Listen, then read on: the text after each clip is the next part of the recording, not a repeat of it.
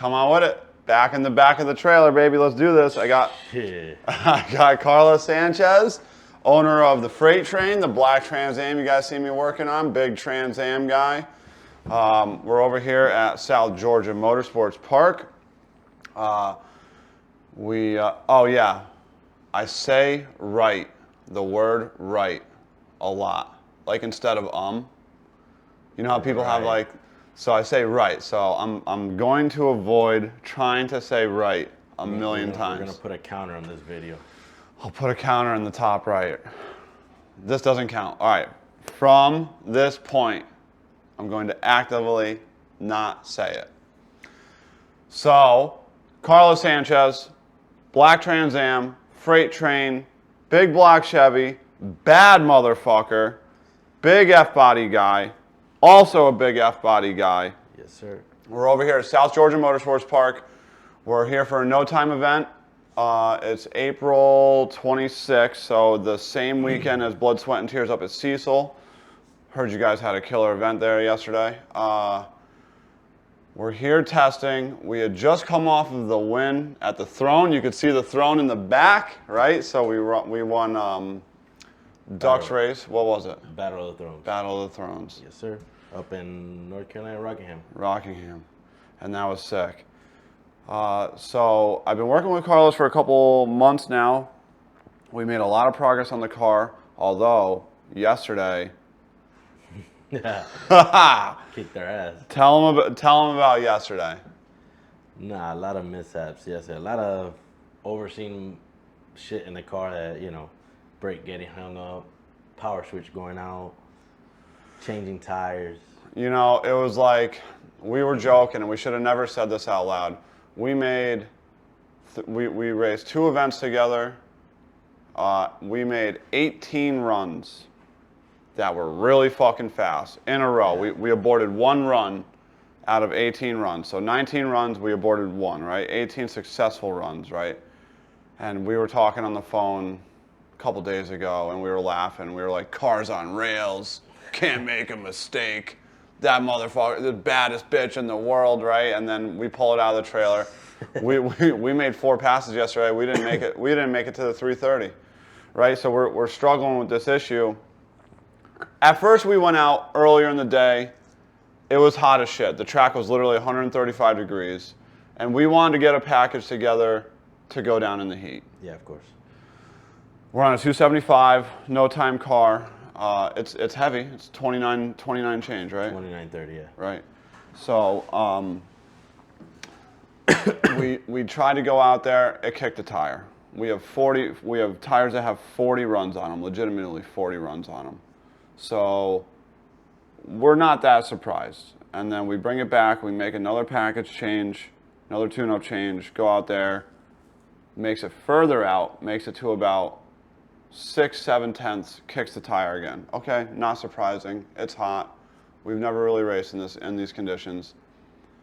And then the third pass, the sun goes away. Yeah, sun went away. We got a new set of tires on the car. And we have a new set of tires, and it goes out there, and it's riding. And it kicks the tire at like 1.3, which is very bizarre because it's, you know, 1.3, you're past the 60 foot. Yeah, it shouldn't spin. It should go. It should go. It had the nose up. It had the front left, you know, whatever, 2 inches off the ground. Everything looked good, and it just kicked the tire. And again, I'm like, okay, new tires, right? Okay, whatever, no big deal. It happened. We pull the data. We see number 5 cylinder shut off. And the weird part about, you know, this is one of those things that you learn in drag racing as you go, right? If you don't hit these cars hard enough, and I fucking hate that term, hit it harder, right? But I will say, in this case yesterday, on the 2-step, number 5 cylinder dropped, right? And what we think happened is that because we spun the first 2 passes, we never put plugs in it. We never pulled it because we never made it past the 60 foot, so no. Why are we going to put plugs in it, right? It doesn't even have any heat in it yet. And so it drops number 5 on the 2-step, and it goes out there, and it's obviously down a cylinder, and it literally doesn't have enough horsepower to make it to, you know, my drive shaft curve, my engine curve. It's like 4 or 5 pounds of boost down, and I just don't think it had the momentum to keep it going, because it should have been going a lot faster at the point that it spun the tire. So, okay, okay, new tires, and it was down a cylinder. I'm like, okay, these are all valid reasons as to why it didn't make the trip, right? So then, 11 o'clock, literally 2 minutes before the track closes, we roll into the lanes. The track is about 93 degrees. Obviously, the sun's down. And I'm like, okay, we still got the package in it, not to go very fast. We got the weight swung back. We got an inch of travel, which is a lot for that car, in the front end. And it goes out there, and it fucking kicks the tire at 1.4.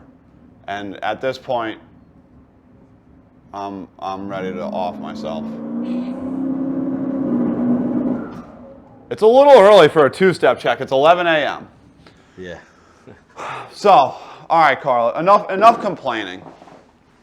Talk to me. Tell me about this car. I really don't know much about it. You and your father were just telling me that it started out as a street car. Let me hear about it, because I don't know much about it. That car, I remember the exact day. I was on a cruise with his father, my grandfather. Your grandfather. My grandfather, yeah. We're on a cruise. It was 2014. Yeah, around there, 2014. And I was on a cruise. We were back and forth messaging. He sends me a picture of this car with no motor, T56 tranny only in it, with a 9-point rear end. So wait, what is the car? It's a 2002 Trans Am WS6. Black T-top car. Stock, all original, 26,000 miles, AC kept. You know, some guy, one of the guys that used to rent from us, in one of the warehouses, you know, and he had the car there.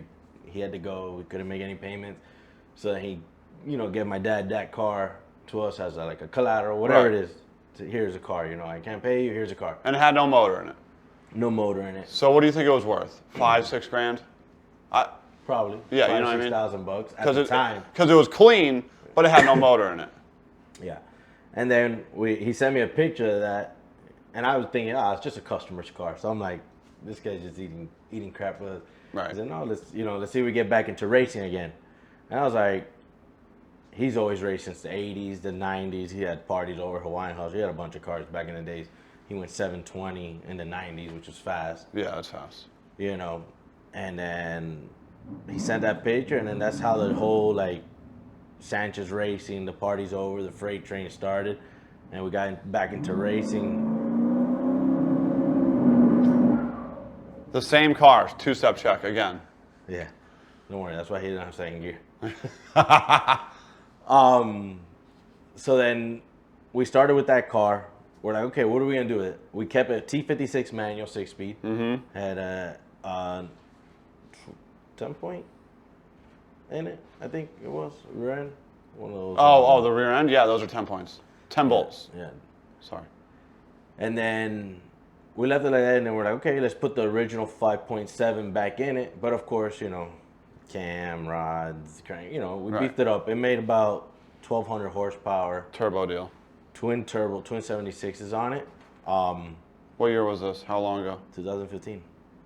In 2015, AC, power steering, all original car. Everything worked in the car. We built it. Chassis Engineering was actually the first people to actually, you know, modify everything, because he's like, you want power steering, you want AC, you want these twin turbos up here, you want an intercooler up here. He's like, okay. So he got it done. And then we left it like that, you know, as a Saturday, Sunday driving car. It was fun and all. And then we started going to like road racing events with it. Okay. We raced it a couple times on the street. You know, I have a background racing the streets. I got in trouble a lot of times, so yeah. I kind of like try to get away from that. I start going to the track to like events, started road racing with it, and then we always knew that manuals can't keep it with automatic. Right, but they are fun to drive. They're fun to drive, but when you start banging gear we're talking about a kind of beefed up T56. Right. It still will kick out the gear if you hit it, shift it too high up. So, you know, the manual wasn't really competing with all these automatic cars, you know, to a certain extent. We had the power, but then we ended up switching over to a 400 in the car. same setup. And then the motors too couldn't keep up with the people. You know, everybody was getting faster and faster. It was already 2016. And then we just kept on from there. And then we built the car we beefed up the LS 440 deal. Yeah, aftermarket block deal. Yeah. LS Next block, some mass heads, you know, whole deal. Made about like 2,600 horsepower on twin 88s on an LS deal. Yeah. With Still 400. torque arm at that point? Still, no, at that point we switched it over to ladder bar. Oh, wow. Yeah, it was a ladder bar car. Oh, I didn't even know this. Yeah, dual ladder bar car. Yeah. And then we started with that. That was for like 2 years, 2018, 2019, I would say. And then we hurt that motor. We always had plans to go big block, but we were like trying to keep it street style, street as possible, street car. And then it just, you know how racing is, man. It just escalates. Everybody's like, oh, I just want to make 1,200. Then you call them the next day and they're like, make 1,300. I was like, wait, you told me 1,200. You wanted to make, and then, you know how it is. Right.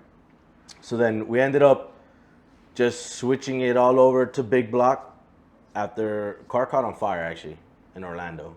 Okay. Blew the motor. Yeah. Took a head gasket, sent a rod out the side. Yeah. Caught on fire. Then we're like, damn, what now? So we ended up cutting the car up a little bit more. Right. Turning it over a big block, which Spencer at Signature Metal Fab did for us. Is that who does the motor still? No, Progressive Racing Engines. Because the motor that's in it kicks ass. It's a good piece. That's a good piece. That's the same guy that's been building my dad's motor since the 90s. And no shit. Yeah, he's big into the roundy round racing motors. Right. That's his business, but you know, certain dry racing motors he'll do pretty much for us only. He's not really, Yeah, he's got his clientele in the roundy round stuff. Yeah, he's not. He does it because my dad has been with him forever, and he's like, I'll build you whatever you want. Right. And the reason why we went cast heads and block is because at the time, this time now, like about 2 years ago, No Time didn't allow the Hemis, didn't allow the billet stuff. Yeah. So to no compete with the 41 No actually. Time crap, this was very fast 2 years ago, year and a half ago. It's fast, but you know, there's something else in the works to keep up with the faster people out there. Right. Well, you don't want to tell the people what you got going on? I'm pretty sure I'm pretty sure you guys seen it coming around the internet here and there. It's a 69, beautiful orange 69 Party's Over. Name of the car is Party's Over. We're bringing back my dad's 90s 69 Camaro that he had back then. So that's something new we're coming out with. Power plant. It's up to you. Little small block. Yeah. Nitrous. Yeah, small block, one kit, 383. Yeah, right. Bullshit. I mean, listen, if you guys are paying attention to drag racing, you could probably tell, you have an idea of where it's going to go, right? All I can tell you, because I've been sworn to secrecy on this deal, it's a bad motherfucker. So we're excited to get that thing out soon. Should be out soon. Yeah. Waiting on a couple little things here and there, but if you want something perfect, you can't rush it. No. I always tell people, No. you know. No. So tell me about the relationship with your dad, right? Because every time that I've talked to you or raced with you, your dad is heavily involved, and he's the man. He's a pleasure to deal with, right? His name is also Carlos, by the way. Yeah. But tell me about him. Well, my dad, pretty much we're each other's right-hand man in everything, business and running the whole operation and the cars, the decisions.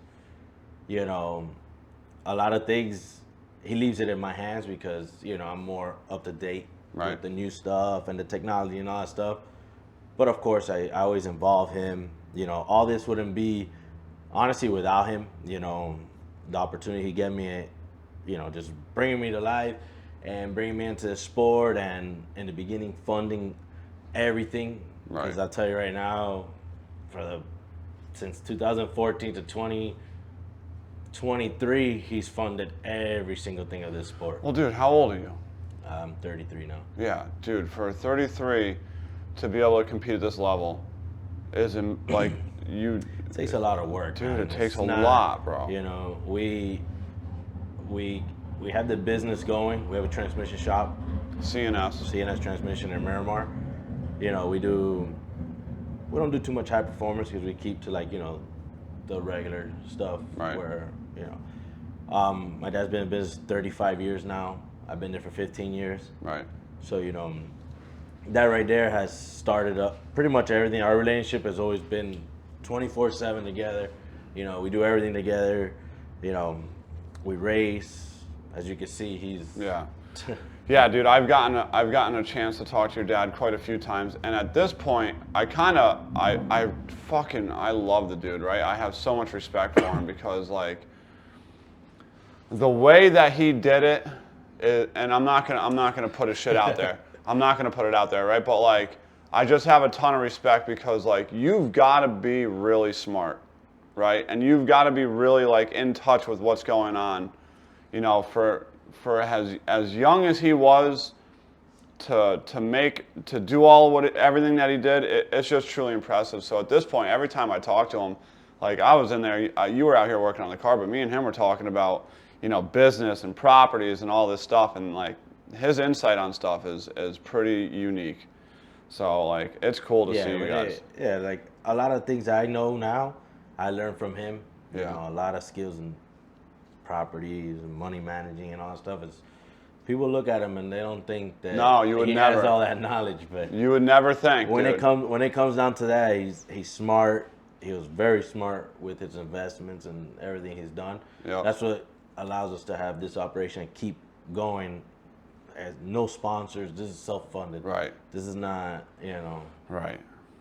So it's a lot of hard work, dedication, and he's 65 years old today, and he's it's his birthday today. He's still kicking it, man.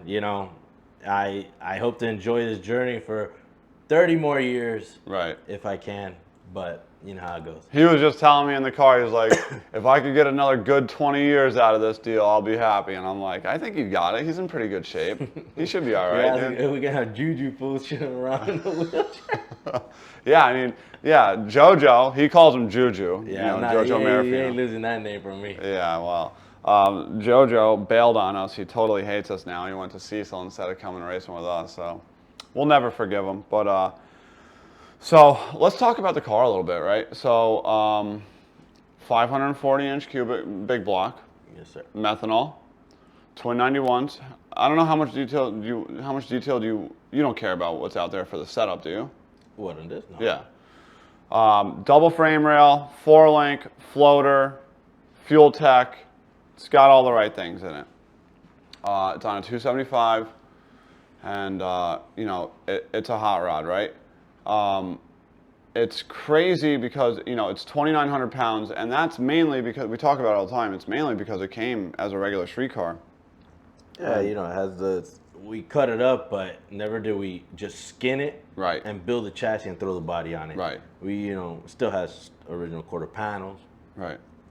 Still has T-top frames in it. Yeah. A lot of stuff that the car originally comes with. It's heavy. Right. So what I'm trying to do, and again, I have no dog in this fight, because when the new car comes out, he was talking about selling this thing, and I said, no, I want to put it in LDR and keep the other car for no time. But I don't know. Are we going to do it? Oh, again, we started our relationship. We started our thing with, building our team, because this thing takes a team. Everybody thinks this right now. We're here 3 people deep, and struggling. It's hard. It's just a lot that goes on in this to make something like this work so well. So we're building our team now, and if we build a strong enough team, then I know we don't have to run 2 cars at an event, but we can run both cars. It's just gonna take a little team and time, but we have to look at the rule book, look at a bunch of stuff, and see if we can get it in there, and pick every gray edge we can. Right. Right. So we're going into. Do we have testing tonight? Well, we have. The track goes hot at 2. At and then 2. the thing that the event doesn't start till 7, 6, Right. 7, 8. So like my mind is like, I get super stressed out, you know, me and I guess Carlos really hasn't seen me stressed out, right? But like when a car doesn't do what it's supposed to do, I take it real personal, right? So I gotta figure out what the fuck is going on. And like Carlos is over here, he's like, dude, it's probably the tires. And I'm like, okay, I'm with you on that. They got 2 passes. And I see that they spun a little bit on the bead. So Oh, they did? yeah, so it's normal. After 2 passes, you got to retorque them. I'll go ahead. We got a lot of stuff we got to do on the car now, but Yep. I think we'll be fine. Yeah, I hope so, dude. Because not much has really changed, and you know, the track should come around today. Right. Raul, I spoke to Raul. We're here at SGMP right now. I spoke to Raul. He came over last night, and he apologized for the track not being there. But I'm not always gonna blame it on the track. No, I am so anti-blaming the track. I hate when people say, "Oh, the track," but then you have like 5 other cars go down. And it's like it's not the track. We gotta figure it out. You know? I mean, dude, the racetrack's the racetrack, right? And I've said this to you before, like, you can come to South Georgia, you know, lights out, whatever, no mercy, and you can make big mistakes at nighttime. Like, the track is so good, right? As a tuner, I am so uninterested in that, right? Which is why, like, listen, I'm going to be honest with you, right? Like, none of the no time stuff happens in the daytime, right? We didn't need to make laps yesterday. No. I just wanted to, and Carlos agreed with me, we wanted a package that would get down in the heat. Because sometimes the first rounds are, you know, whatever, 6, 7 o'clock, and the sun's still kind of up. And I wanted to get a package in the car that would go down in the heat. I am so uninterested. I fucking hate that excuse. Oh, the track is shit. Right? I think it's such a cop-out, dude. Like, a retard can get a car to go down when it's, you know, got 55 gallons of glue on it, right? So, like, I don't even want to hear that bullshit, right? Like, we got to work on this thing and get this thing right? I feel bad that he even came up to us. Did he think that we were upset with the track? No, he knows. We're not ever one to complain about anything or none of that. So he was just, you know, he just came up, you know, as any track owner, you know, we support his events. Amazing people, amazing family, you know. Yeah, I love the facility too. It's super nice, super clean. Like, this track has made a huge 180. Yeah, you know? Clean bathrooms, which I appreciate. I mean, listen, it's got clean bathrooms. That's a big deal, dude. So, you know, he just came up out of respect, and like I told him, we're not gonna hear blaming the track. No, that, you know? You're not gonna see us on the internet talking about that. Yeah, no, we're gonna come out here and get our shit right, you know, because either way, we gotta race the track. It doesn't matter if it's a dirt road, you know. We're racing. We come to race here. We know we gotta race, you know. Listen, the way I think about it, like, if there are other cars racing on the same track, we need to be faster than them on the same track. That's it. That's it. That's the end. That's the end of the line right there, right? We need to beat the car in the next lane, and we're both on the same racetrack. So I'm not interested in hearing. Like, I will say, it was thin and it was warm. It was hot for most of the day yesterday, but And it's been like a week since anybody's been on the track too, so you know. yeah, no excuses. And last night, if there was 50 cars maybe. Yeah, maybe on the property. Yeah. Yeah, if that, you know. So this type of caliber car, you can only slow it down so much. Too. Yeah, that is another. So, you know, like when you slow it down too much, it just doesn't want to work right. right. And then you'll be surprised you speed it up, and you're like, doesn't make sense. Right. We didn't do anything but speed it up. Yeah, that's what I was saying. When it dropped number 5, it was one of those situations where it slowed itself. And even the run before. Oh yeah, that's right. So add this to the list of bullshit. The run T2, we gave it 2 inches of travel, right, which is an insane amount of travel. But the track was really hot. And to Carlos's credit, he goes, "Hey, did you move the wheelie control?" And I had moved it a little bit, but it needed to be moved more. And it probably would have made the trip, but it went out there and it tagged the wheelie control just too early. It really needed to have the front end up for how hot it was, right? And it tagged the wheelie control, set the nose down, and as soon as it set the nose down and put the timing back in it, it literally kicked the tire. And I had to eat crow from Carlos about that because I'm no tuner, just so you guys know. Yeah, he says that, but he does know a thing. He's too smart, right? He can look at some shit, and he'll go, "What are you doing over there?" And I'm just like, "Let me get it," you know. Sometimes I'll be like, "Fuck, I forgot that," right? No, but there's a lot of people out there that just drive a car and they don't know what the hell's going on. But I can relate a lot of information back to which is helpful to any tuner. As a driver, you'd be able to relate, information back, or hey, I felt this, or I felt that. Like, like when I said I thought about it after the spin though. Well, no, I said it before the spin. Before we went out there, I was like, hey, did you move the wheel? Oh yeah, you said it before. We did move it, but that was to the. That was when we put the inch and a quarter. Inch and a quarter, and we added in there 3/4 inch to it. Right. We should just swung that. It tagged it, pulled a lot of timing out, so right. it knocked the shit right out. I mean, the way that I run wheelie control is I run it super tight, right? I run it super tight to where the car is normally going to be, right? Because when you don't run it tight, in my opinion, right? It'll get a run at it, right? So it'll like. If you don't run it super tight, it'll start to wheelie and it'll go up real high and then it'll take all the power out of it and it'll drop the nose. So typically how I run it is I'll figure out where the ride height sensor is going to be on a clean pass, and literally within 1/10 of an inch, right above it, it's in wheelie control, right? And what that has done for me in the past is, rather than getting a bunch of momentum and literally standing on the parachute mount before the wheelie control can pull it back out, it'll get up there, start pulling timing, and kind of just set the nose back down, right? And it has worked great for me and this car for a bunch of passes, but this last one, because we gave it so much more front end travel, before it was even in a wheelie, right? It was into the wheelie control, which was the problem, right? That's what he's talking about.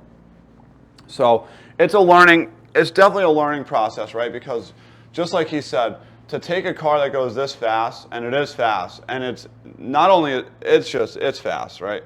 To take a car this fast and try to slow it down that much really takes a lot. A lot of swinging of a lot of changes in the car to just do make a pass during the day, and then to swing it all back to nighttime, because that package for sure at night will put that thing in. Oh my God! Yeah, we'd be picking up pieces off the ground, right? Because it would just go right to the bumper, even with all the safeties in place. Yeah. So after this event, we're going to what? Not next week, in the following week, on May 9th and 10th, we'll be in Orlando racing there. Like 10, 12 of one of the, quickest cars in Florida. Right. For the most part, in this kind of category. And that'll be all nighttime stuff? Mainly nighttime, yeah. And Orlando races till whatever time, 2, 3, 4 in the morning, so. Yeah, because here they have a curfew on the weekdays, but then. It's 11 here, I think. Yeah. 10 o'clock or 9 o'clock are the weekdays here. Yeah, that's right. Right, so we're about to get out of this trailer right now. We just want to get on here and just record a quick bullshit session, and we're gonna go and we're gonna turn some wrenches. Yeah, we're gonna go over this entire car, because here's the thing, right? If you've ever worked with me, you know this, right? Okay, and maybe Miller has drilled this into my brain, right? Okay, we spun 4 times in a row. That's not okay, right? I might even edit that out, right? Because that's fucking ridiculous, right? Every one of them had a decently legitimate reason. The first one was 130 degrees. We didn't give it enough weight in the back. We didn't give it enough travel, whatever. Mistakes were made. Not mistakes. We're so far away from the car as normally that we made the right call, but we didn't make enough of the right call. Okay, so that's T1. T2, it tags wheelie control. It probably would have made it, honestly. I think it would have made it if it was aggressive. Right. So it tags wheelie control because I didn't raise the wheelie control. My bad. Carlos called it even before we went out there. It's on me. T3, we put new tires on it. T4 is really where... Well, T3 and knocked the cylinder out. T3, we had new tires and it knocked the cylinder out. T4 is really where I'm like, that's not okay. Yeah. Because the tires now have a hit on them. They at least have a strong 60-foot pass and a burnout and a heat cycle and all that. So T4 is really why I'm like, So right now, we're going to go and we're going to put wrenches on 4-link bars. We're going to put wrenches on weights. We're going to go over the packages. We're going to measure the travel again. We're going to set the shock pressures. We're going to check the shock clicks. Like all this stuff that we rolled the trailer out, you know, so we came from literally just winning Ducks race, put the car in the trailer. Carlos, you know, it came out, he worked on it, he nuts and bolts it at the shop, he always does. I will give him a ton of credit. This kid works on this car. I will literally text him like a suggestion, right? Oh, the limiters were a great example, right? So we had the roof was a good one too, but we had the conventional pin limiters, right? And every hole on the pin limiters is, I think, a 1/2 inch increment, and right, because of the motion ratio, because the limiter is on the lower control arm, but it's not all the way to the wheel, you know, it's kind of back on the control arm, those hole increments are actually more. So when you move the limiter pin, you get a lot more travel movement than just the spacing in the hole. So Racecraft engine, who makes those? Racecraft Inc., I think it was. Yeah, Racecraft makes a really nice limiter that you can turn. So you pick it up, you spin it, and you put it down, right? And they're 1/16 inch increments, right? And you know, me and JoJo, when we were at Thrones, were like, man, those limiters would be sick. It's got them. It's got them on. That was literally 11 days ago that we were just talking about it, right? So we went to a chassis shop. Limiters got overnighted in. Somebody welded onto the frame rails to get them all, you know. So I'm really happy with that. But we're going to go measure a bunch of stuff right now because I'm not going out there and spinning the tire for the fucking 6th time. I'm not doing it. We're going to win this event. I have no doubt in my mind. Yeah, we put a lot of work, a lot of time, and, you know, we don't give up. We can't give up, man.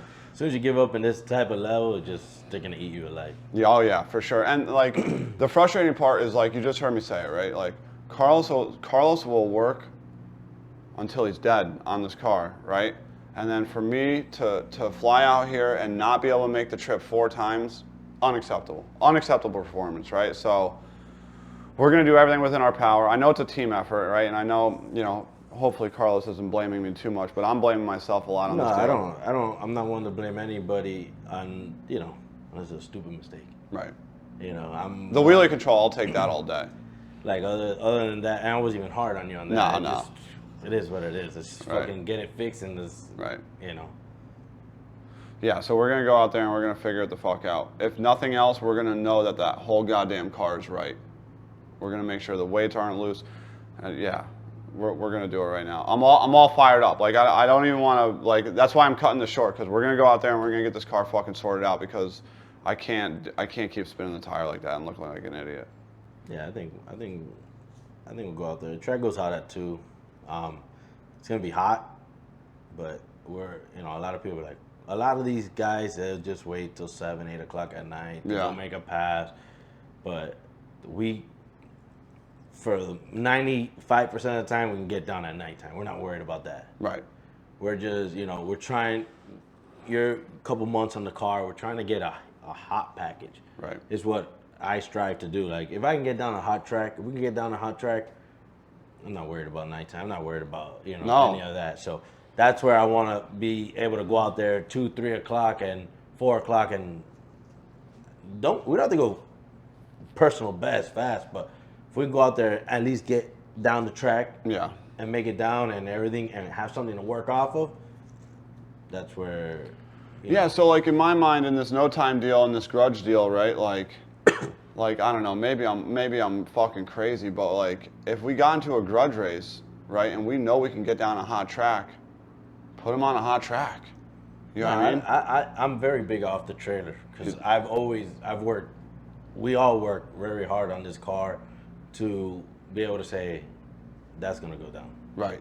Like, hey, we have enough data, which we're working on, because we've built a lot of data. You've gotten a lot of data off the car, and we're still getting data, and still, our swings aren't as huge as they were in the beginning. Now it's like little stuff. Right. So now we kind of got the car dialed in, but I'm very big on off the trailer runs. Right. Well, that's a good point, right? So I guess we can talk about a little bit, right? Because we've only been recording for 35 minutes, but so I guess we won't go into who was like what all happened before, but the short story goes, Jamie Miller got involved with this car. I guess I really don't know what his involvement was, right? I never really asked him. Well, I'll tell you the background story right now. So wait, because let me just tell you what I think I know. Your boy Tony, from Fuel Tech, Yeah. right? When it went big block, and even when it was LS, he was tuning it. He's been with me since 2018. He's what's his real name? Tony what? Tony. We don't know last name? Or we don't put it out there? Yeah, no, I don't put it out there, but Oh, okay. I probably don't even fucking know his last name. Oh, all right. So yeah, I'm horrible at names. Just a heads up. Right, Tony Fuel Tech on Facebook, right? And we were friends, right? And TRS Motorsports. Right. Okay, there it is. Yeah. And so he was tuning it primarily when it was on LS. LS, yeah, he's big on the import stuff. If you go to any import event, he's one of the good tuners. Yeah, he's smart. Yeah, when it comes down, he's very like, hey, we have an electrical problem, just leave it to him. He'll figure it out. You know, wiring the car, doing anything with the car, he'll figure it out. So he tuned it while it was LS. LS. And then he was tuning it originally when it went to big block. Yeah, yeah. Right? More, yeah, because, yeah, he tuned it. He's always stayed with me, you know, and like I told him, like, he's always down to learn new things. He's not one to be like, oh, you got somebody else, I'm out. Right. Never like that. He was super cool with me. Yeah, like that's what I liked about him. I was like, he has his business. It's not like Right. tuning is he does it, but it's not his business. You Right. know, so he doesn't mind learning and knowing new things, and he's big into like the rotary and the import stuff. So this level, like I always say, it's like when they say there's levels to shit, is for a reason. They don't just say it because anybody can do it. No, you got to build your way up there. Right. Oh, I agree with that. You know? So it goes big block. He's kind of now maybe a little uncomfortable doing it. Well, a little bit more like not like kind of out of his league, but like in a way of like, wow, no, like probably the highest horsepower car he's dealt with. And this isn't a dig at Tony. Tony, I'm not trying to put him down in any sort of way. No. Hey, Tony will tell you straight up. Tony's not one to be like, oh no. He'll be like, no. It's like me. If I don't know something, I'm gonna shut up, and if somebody knows it, I'm gonna learn from them. Right. It's like if you shut down and be like, no, this and that, you're not gonna get far. Right. You're not. So then how did it all happen? How did I end up here, I guess is my question. Well, since 2022 or 2023, I've been mentioning Jamie Miller. Shout out to Jamie Miller. Shout out to you. I mean, dude, these guys are very familiar with Jamie. Yeah. I've messaged him on Instagram that even my wife would be like, man, you message this guy and he don't respond to you. I'm like, it's like one of those things like when you jump into somebody's DM and you send them 100 DMs and they don't respond. Yeah. But eventually one day they'll respond. In Jamie's defense, I'm going to tell you, because he's an old nerd, all right?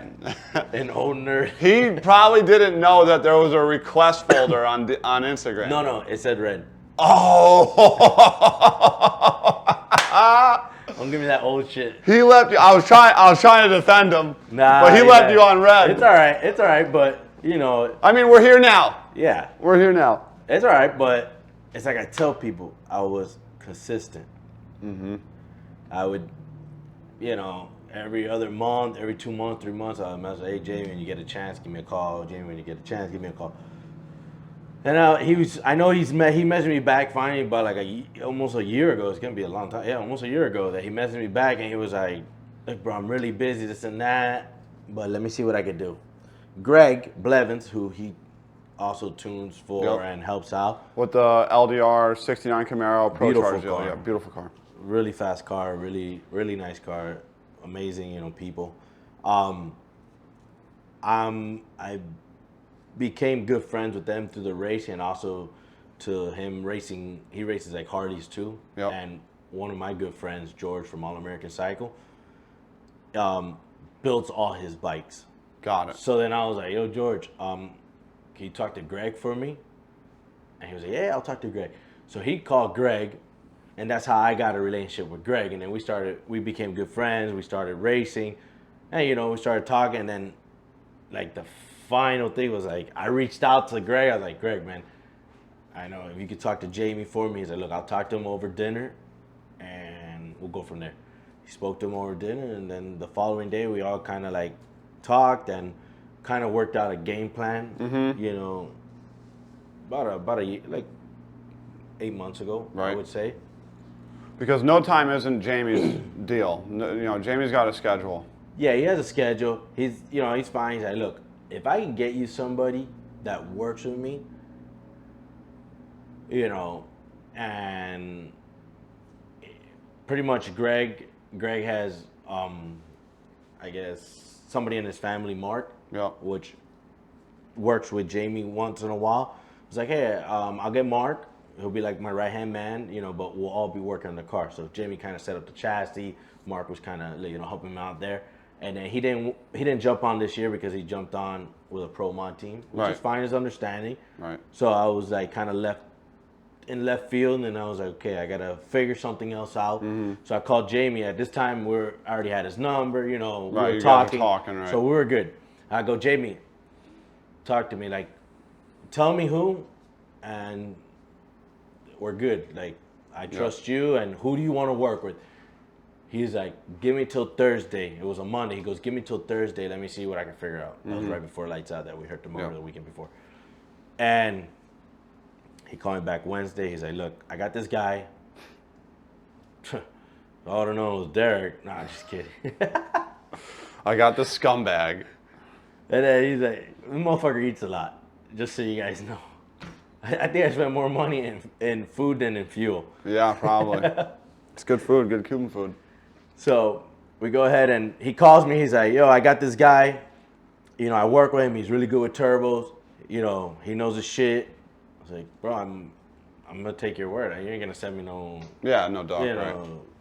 So I was like, all right, let's go ahead, let's do that. He goes, you know, we all work together. I'll let him know. I'll update him on the chassis. I'll update him on all that stuff. I was like, all right, let's do it. And that's how we got here now. Yeah. So then, so just like he was saying, Jamie just reached out to me and asked me if I'd be interested, and it was funny, right? And I don't know if I should put this out there, but he's like, they're no time guys. They're a little rough around the edge. They swear a lot. You know, blah blah blah, all this stuff. They, you know, and like in the back of my mind, I'm like, I think I like these dudes already, right? But we don't swear that much. No. I don't even know if he said that. He was just like, you know, they're no time guys, so it's a little bit different, whatever. Yeah. And I'm like, Jamie, I think these are my people, right? And then I fly in and I work with Carlos for the first time, and I call Jamie after. I'm like, dude, these are my people, bro. I was like, these are the people that I want to be around. And he's like, good, I'm glad it worked out. I didn't know how I was gonna go. I'm like, yeah, dude. So it's been good so far, man. Yeah, I can't complain. Everything has been going the right way, you know. And we got JoJo on board, so Yeah, he came on for the Thrones, and I know he already had like his year scheduled out, which is fine. I'm completely understand all that. You know, I'm not here to take him away from anybody. Right. But you know, here he knows he has a spot on the team, and Yep. I know he'll be there in Orlando with us, and future events coming on. You know, eventually, you know, we're gonna have a team that Right. we can all work together, and we don't have to really. I don't have to work. too Right. much. So how it happened was like Tony would help us when he could, but Tony's got a legitimate, successful business Yeah. and a family, and I think he just bought and is renovating a new house, and he's got an amazing life going, and so it's hard for him to break away and travel up to Georgia, go up to Rockingham, right? So when the Thrones came around, Tony was busy. And we were talking how we needed help, and I suggested JoJo, and again, JoJo flies in with me, and it's a shoo-in, right? He fits in it's like the four of us, me, Carlos, his father, and JoJo have been working together for 10 years, right? And so we're excited, right? Because we got this new car, they got this new car coming out, and that's going to need a crew. Yeah. And so I'm excited to hear that Carlos and his father are happy with this team that's coming together, because I am also. I think we got a solid team here. Yeah, we just everybody works together. JoJo's first time out. Getting the way that I work on the car. And he knows his things. Oh yeah. But everybody. I've been doing it for so many years that everybody has their certain ways in the car. But He already figured it out. He saw what I like and what I don't like, and he caught onto it quick, and he gets it done. That's all you can ask for. Dude, it's a lot. It's a lot for a guy like you to drive and work on the car. We did it last night. So when cylinder 5 was out, it's like 10:15. Track closes at 11. You can't just take a big block on whatever, 50, 60 pounds of boost and hope it doesn't misfire again. You wanna put some fucking connecting rods on a racetrack, go misfire a big block on 50 pounds of boost, right?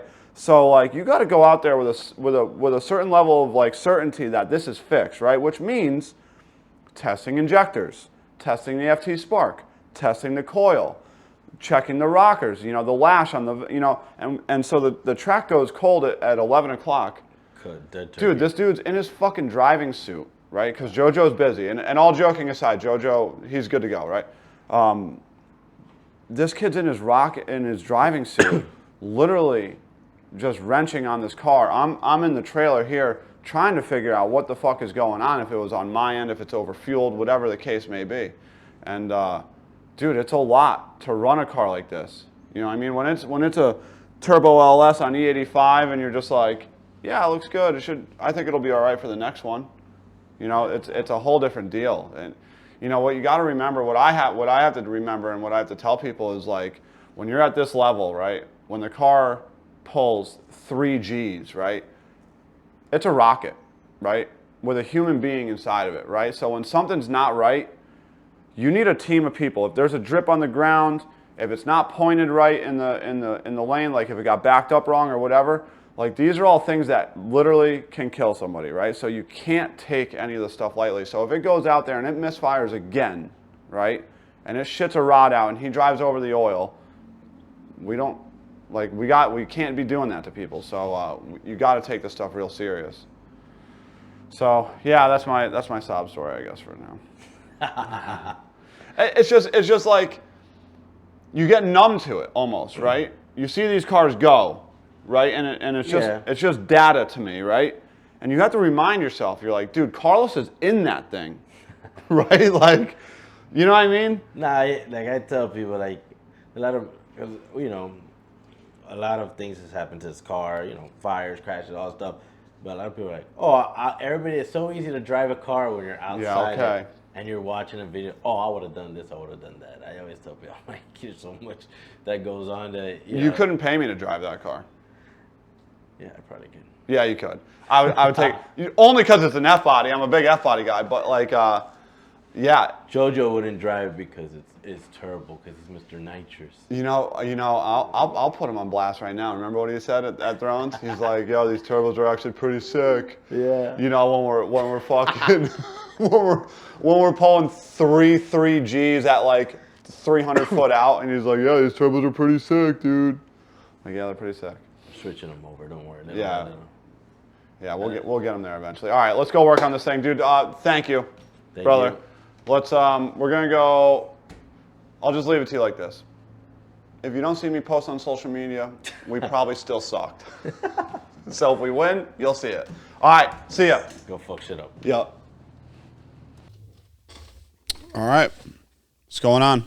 My name's Derek, host of this podcast. Come on with it. I never once ever mentioned that in previous videos. I literally see in the comments, people are like, dude, what's this guy's name? My name's Derek, Bootleg Tunes. You can find me on all sorts of social medias. Search Bootleg Burton, Bootleg Tunes, Bootleg Bullshit, whatever. If you can find it, right? Just wanted to go over what happened with Carlos's car. I don't know if I'm going to put this before or at the end of Carlos's video, but I just wanted to touch base, right? I recorded Carlos's podcast Saturday morning after a day of testing on Friday. And I just want to go over exactly what was going on, right? So coming off of the win at Ducks Race, the Battle of the Thrones, we had a good car. At the Battle of the Thrones, we couldn't make a mistake with the car. We've got packages for basically dusk right into the night. Cars on rails, Prince tickets. I'm talking for a turbo car, unbelievable. If you guys don't know, turbo cars at that level are tricky to race because of just little inconsistencies. They make a shitload of horsepower, right? A pound of boost early is a lot. Air conditions, whatever, a little blip in the dome pressure sensor, you know, all these things where, you know, you don't have the exact control over it like you do with nitrous or a blower, can cost you a race. Carlos's car has been proven to be an absolute fucking just ticket printing machine. So we come off of Thrones, unbelievable hot rod. We pull it out of the trailer. We start making rips. I want to get a package together for the daytime, for the hot weather, for the hot, greasy tracks, just in case we get stuck out there, you know, first round of one of these no-time races, if they happen to do it 4 or 5 o'clock, maybe because rain's, whatever the case may be. I just want to know that we have a package that we could put in the car that will go down in almost any condition, right? Because we've got fast packages, right? We just need something. We need first round packages, as I like to call them. And let's back up and let's talk about what a package is, right? A package is where you put the weight in the car, how much weight you put in the car, shock settings, front shock settings, limiter settings, crankshaft height, tire pressures, anything, and obviously tune-up changes, right? Anything that you do to the car between rounds to make it go down for that round, I note in my Excel spreadsheet, and we consider that a package, assuming it's successful. So we roll the car out there, and it just keeps spinning the tire at 1.4, 1.5, which is very bizarre, right? Because that's pretty far out there, right? At 1.4 or 1.5, the nose is in the air. It's got the front tire, whatever, an inch or two off the ground. It's transferred, it's flying, and then it just kept kicking the tire. And for the first 4 or 5 runs, there's always a reason. The first 2 runs, it was extremely hot out. We had old tires, 40-run tires. The next 2 runs, we put new tires on it, and everybody knows tires take a little bit of time to break in, a couple runs to break in. It wasn't until like the 5th run that I was really starting to see that there was something going on with the car. Long story short, we kicked the tire. Dude, the only time I can make it down the track is if I slow this thing down, you know, like 110 to the 60 foot, which is like stock suspension Mustang shit. And we're not going to win any races. We're not going to win any races going that slow to the 60 foot. So that's not okay, right? So we end up going in the first round. We pull Swanstorm with his green car, which is a, you know, carbon body, pro mod, blower, you know, badass unit. And I don't really know the car. You know, I don't really watch. I don't pay too close attention to the Swanstorm stuff. I do like him. I think I wish him nothing but success on his YouTube and his racing. But just looking at the hardware, billet Noonan, carbon, pro mod, you know, whatever. I don't know if we really had enough to beat that car in any scenario, but we certainly had enough to give him a drag race. So first round comes around, and it's about 8 o'clock, so the sun's off the track. We have packages for these conditions, so I don't trust the car at this point because we kicked the tires so many times and at such a weird position at, you know, 1.5 into the run. Usually when you're smoking the tire, it's either right off the button or it's, you know, 6, 7 tenths out. And but this is pretty far out. So I don't trust the car, but you know, we're going into the first round, so it is what it is. And we know what we got to do. So we put a package in it that we know has worked many times in the past. And it goes out there and it kicks the tire. And I was really upset. I'm still really upset about it, right? Because the reality of the matter is this, right? Whether or not it's my fault, it's my fault. And let me explain. Okay, you hire me to manage your car, to tune your car, whatever. Let's just say, for example, that we find, you know, this ends up being a blown rear shock or a bad bearing in the converter or whatever. It is my job to figure that out. And the fact that I didn't figure it out and we lost this race really bothers me. We still haven't figured it out. Carlos took the car home Sunday and he put it up on the lift and he found some things. He found 2 bad heims in the wishbone. He found a bad bearing in the anti-roll bar. He found a bad heim on the one of the anti-roll bar links. None of these things in itself, I would call it a smoking gun by any stretch of the imagination, but maybe there is a scenario where when you have that much movement, right, you have a wishbone that's moving and you have an anti-roll bar that's moving in the wrong direction. Maybe it gets itself into a bind, although I didn't see it on the rear shock sensor. The only thing that I can tell that is different from any of the other runs is our rear shock is slower than it usually is, meaning, that car is set up for extension because we want to run it on a radial, right? And the way that the 4-link bars is that it's set up to, as it goes down track, the rear end separates. So the car actually raises in the rear. I'm sure a lot of you guys know this. The rate at which it is extending was the same, but it just started off lower, even though all of our measurements told us that it wasn't low. At the time, you're like, okay, it got bumped in the trailer, whatever. The shock sensor may have just got a little moved. We're talking tenths of an inch, right? When you're first looking at it, you're like, that's nothing, right?